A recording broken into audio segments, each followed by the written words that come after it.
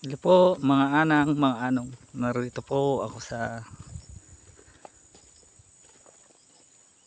taniman noon ng pakwan, tinatawag naming sandia. May project po dito ang may-ari ng lupaing ito.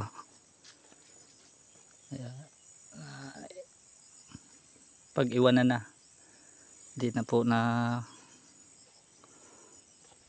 taniman muli. Mais, mapagulay, sari-sari. Napabunga din ng marami pag mag-harvest na. Ito po ang naging balakid na kung paano po makarating sa kabilang barangay hanggat makarating po sa pamilihan ng bayan. Ito po ang Dalip-Lip River.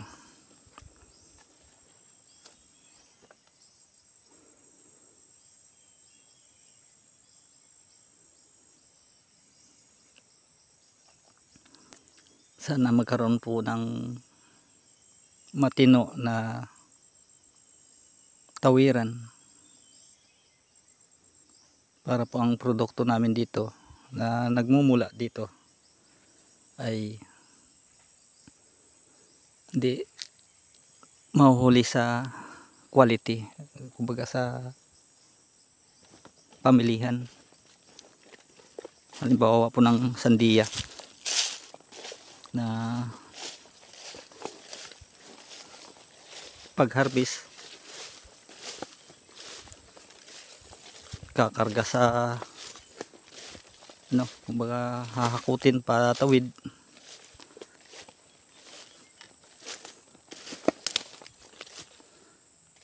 sakay sa karusa makarating sa barangay road, sasakay ng multicab. Pagdating po sa pamilihan ng bayan, wala na po ang quality ng prutas o gulay. Kaya importante po at kailangan po namin dito ang may matino na tawiran para po manumbalik po dito ang pagtanim ng maski na po mais. Yun po, posible pa pong mapagtamnan yan.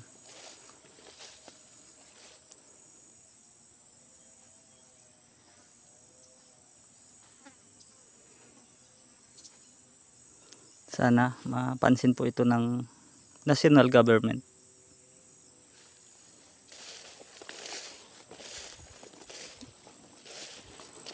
Tagal na pong pinapangarap ng taga Magtama City na magkaroon na po ng matinong daanan, matinong tawiran para po makababa sa bayan ang mga produkto namin dito. Yan po, inabandona na bahay kasi po talo sa kapital, talo sa production, kumbaga nalulugi. Gusto din namin ditong tumanim ng maramihan,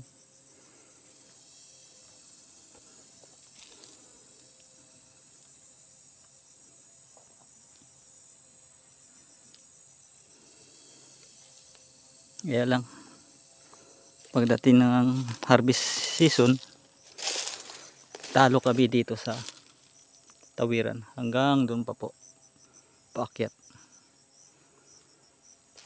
Kaya daming malaking lugi po ng nagtatanim dito. Ito pwedeng taniman, pang konsumo lang po. Sige po mga anang, mga anong, maraming salamat po sa inyong panonood. Sa susunod naman po, bye bye.